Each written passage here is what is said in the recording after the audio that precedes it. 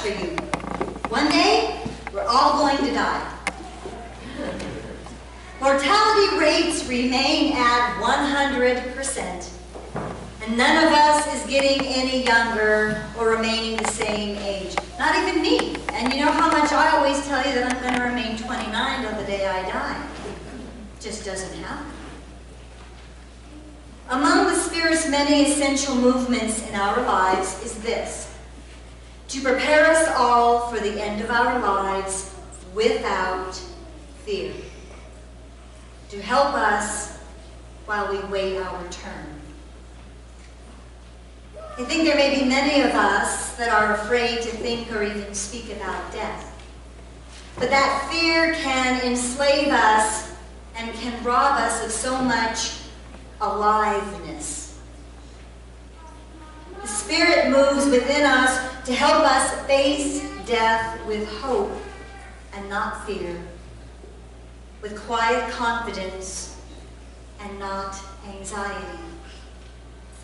The law of the Spirit of life in Christ Jesus, says the Apostle Paul in Romans 8, verse 2, has set you free from the law of sin and of death. So here is a happy way to think about death. We often speak of God as the one who was, the one who is, and the one who is to come. The God who was holds each and every one of our pasts. The God who is surrounds us here and now with his love and compassion and comfort. And the God who is to come will be there for us beyond this life as we know it. With that realization in mind, death could never, ever mean leaving God, because there's nowhere we can escape from God's presence, just like the psalmist wrote in Psalms 139:7. Instead, death simply means leaving the presence of God in this little neighborhood of history that we call the present. Through death, we join God in the vast, forever expanding future into which both past and present are forever taken up. As we heard in our gospel story just a few minutes ago, some religious scholars tried to trap Jesus by bringing up a conflict between moral sense and belief in the afterlife.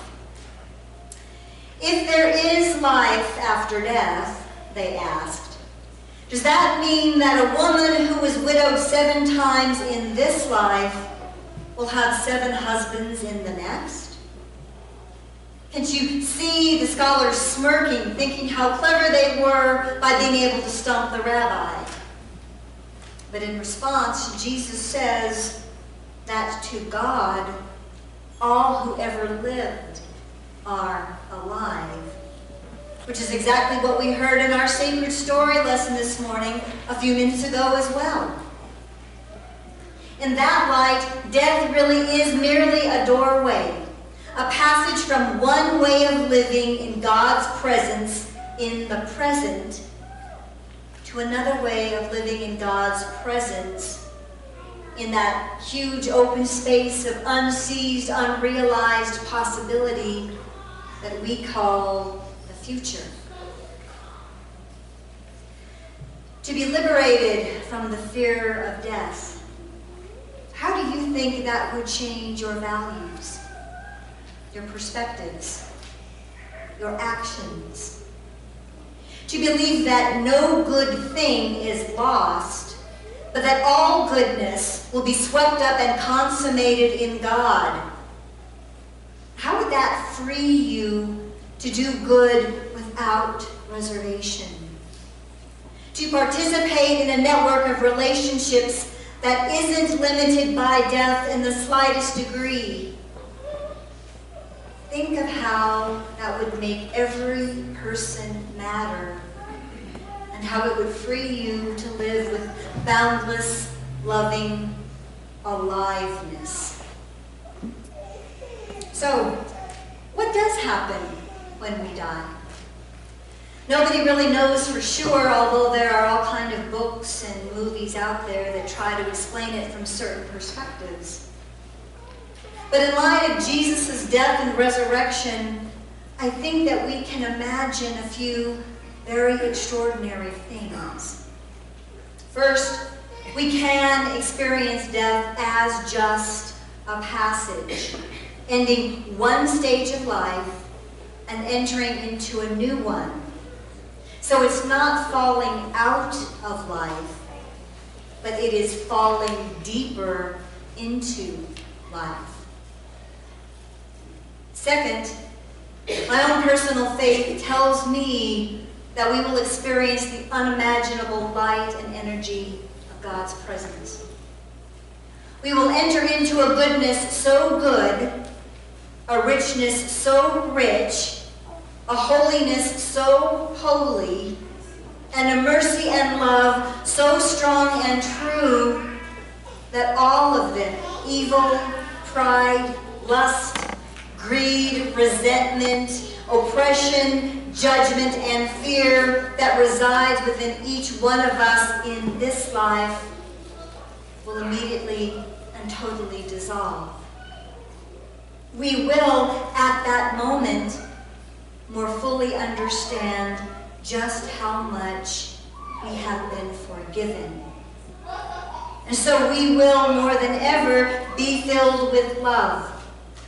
Love for God, who forgives, and with God. Love for everyone and for everything that, just like us, has been forgiven. Next, I'll bet we can expect to be in the midst of a huge, wonderful family reunion. Of course, with loved ones who have just passed, perhaps in recent years, but also with our great-great-great-great-great-great-great-great-grandparents and our 42nd cousins 1,000 times removed, people whose names we don't even know, yet whom we are related to. We will enjoy precious reunion with all the saints. The saints whom we honor and celebrate today and every day. The saints who have made this community and this church what they are. And the saints on whose shoulders we all stand to achieve the dreams and goals that we each have. But this reunion won't stop with humankind. It will expand infinitely and outwardly to all of God's creation. We can expect to feel the fullest, most exquisite sense of oneness and interrelatedness and harmony. A sense of belonging and connection that we may have approached only vaguely or clumsily in even our most ecstatic moments here in this life. I think we will feel differently about our sufferings in the afterlife. The short-term pain that we are enduring in this life, the pain that occupies us so often and consumes us so completely, we will see instead as the enduring virtue, courage, and compassion that have been forged in us and through us through each fall of the hammer on the anvil of pain. What has been lost or suffered will feel weightless compared to the substance that has been gained. How do you think our five senses will be awakened in extraordinary ways that we can't even begin to imagine in this life? What can you envision the afterlife smelling like? This morning I saw Iona put these beautiful flowers up on the altar, and Iona and Shirley with her amazing rose garden, and Retta with her, everybody who has amazing, wonderful gardens. Do you imagine maybe the afterlife smelling like your garden? As farmers and ranchers, do you imagine perhaps the afterlife containing some hint of the scent of farms, of your farm, of cows, pigs? You know, when I started my ministry on the Eastern Plains 5 years ago, the very first time I came up close and personal with a cow when I was blessing it, it was a baby calf and it slobbered all over my hands and arms and everything was sticky. And at that moment, I swear that I saw a different face of Christ in that cow. I wasn't too eager to tell my DS or the bishop about it because I didn't want them to ask me to get my psych exam done again.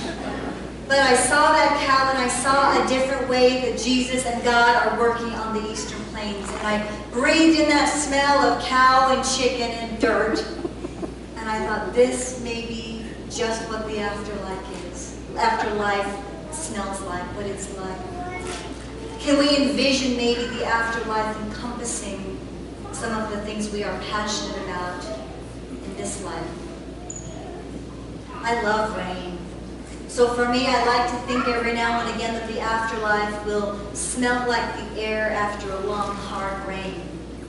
That rich, earthy freshness. I love that. And I like to think that perhaps the afterlife might smell a bit like that. What will the afterlife taste like? Some of you wonderful cooks like Ken Scott, your most magnificent creations, food creations. Do you imagine that perhaps the afterlife might taste a little bit like that? You know, this morning as I was getting ready for church, I was going through the cable. I had watched the news and was kind of flipping through the cable because I got a little tired of watching Dr. Phil. So I was going through the cable trying to find something to watch, and on one of the stations, one I've never watched before, I don't think in my life, I think it's called Sundance. It's 557 on my cable. And the whole day they're running nothing but MASH episodes. MASH from the 70s. I love that show. That was one of my most favorite shows in the whole world. And our whole family would get around the TV and watch MASH. I think it came on Saturday nights. So I was watching a couple of them this morning as I was getting ready. And one of them, for those of you who followed the MASH series like we did, there was one story toward the end before the series ended when Frank Burns, Dr. Frank Burns, had left the scene and they had Charles Emerson Winchester, the new haughty, arrogant doctor, as a part of the MASH compound. And in one particular episode that I can remember, Charles Emerson Winchester was talking about how he had lost his younger brother. I think he drowned when they were children. And in that particular episode, there had been a sniper that had come into the MASH compound and they hid under jeeps. And one of the sniper's bullets ripped a hole in Charles Emerson Winchester's cap, and it didn't kill him, but it really brought him back to the obsession of what it is like to die, what it is like on the other side. So in that one episode, there was a lot of fighting, of course, going on at the front. So the station at the front, near the front where the fighting really was, had called MASH to see if they could borrow a surgeon to come and help this very young soldier, this very young man who was in pretty bad health. They could operate on him to try to save him. So Charles Emerson Winchester takes the jeep up there to the front, and he operates on this man, but it becomes very apparent very quickly that there's nothing more that he can do for him. So as this man is lying on the cot with this life, you know, seeping out of him very slowly, Charles bends over and says, "What do you see? What are you experiencing? What do you feel? What's going on? What's happening to you now?" And this young soldier, I don't know if any of you remember this, but if you saw that episode, do you remember what the young soldier said? He said, "I smell bread." And when I heard that, immediately I thought of communion. God's banquet, communion bread. And it was such a beautiful image that I had that this young man was seeing just as he was transitioning from this life to the life eternal.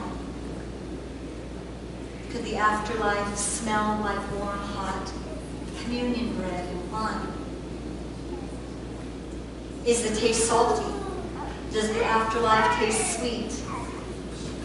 Does it taste like all of the lips of your loved ones, your mother, your father, your husband, your wife?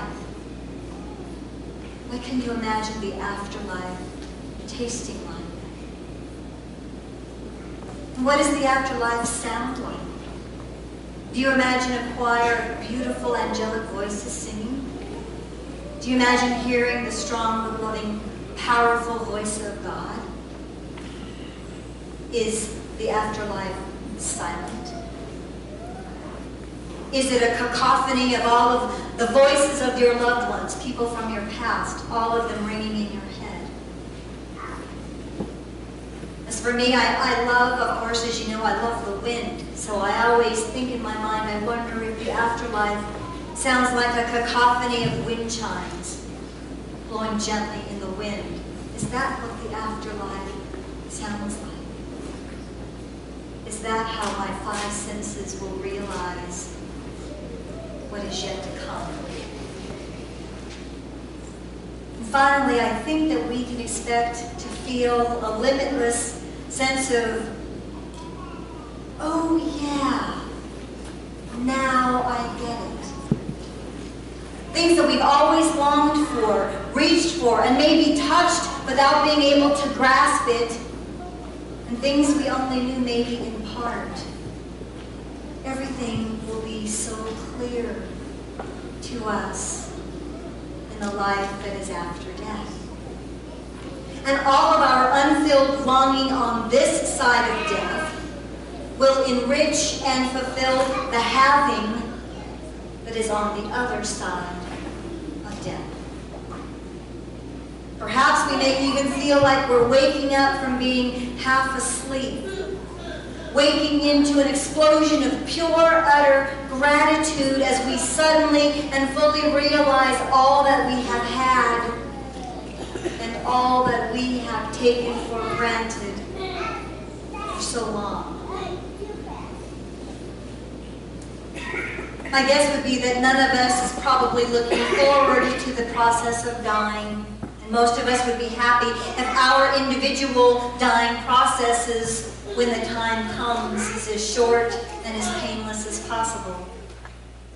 But if we allow the Spirit to prepare us for dying by contemplating it in ways that we just talked about, maybe we can begin to understand the dual pull that the Apostle Paul writes about. For me, to live is Christ, but to die is to gain.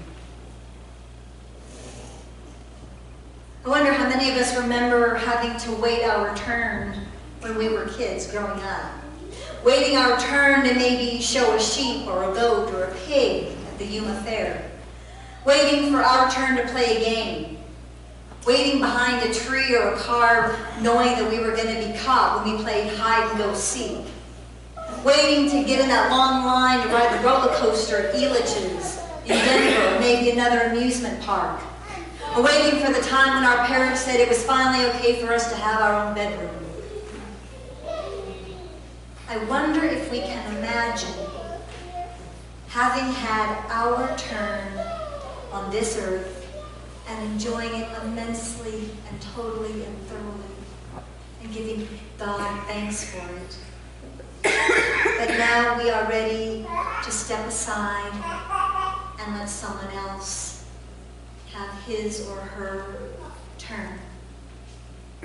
In this way, I wonder if we are able to see dying as an act of love and generosity, vacating space to make room for others, especially generations as yet unborn, just as others, such as our saints, vacated their spaces so that we could have our turns in this life. And if and when we do that, then it will be once again our turn to graduate to a brand new adventure beyond all imagining in the glorious afterlife.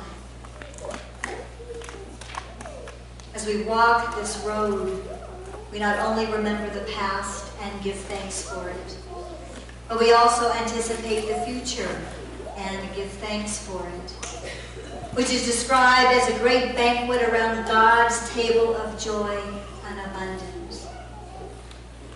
When you pass from this life, do not be afraid. You will not pass into death. You will pass through death into a greater aliveness that you can ever imagine. The banquet of God. And all will be waiting for you. Trust in God.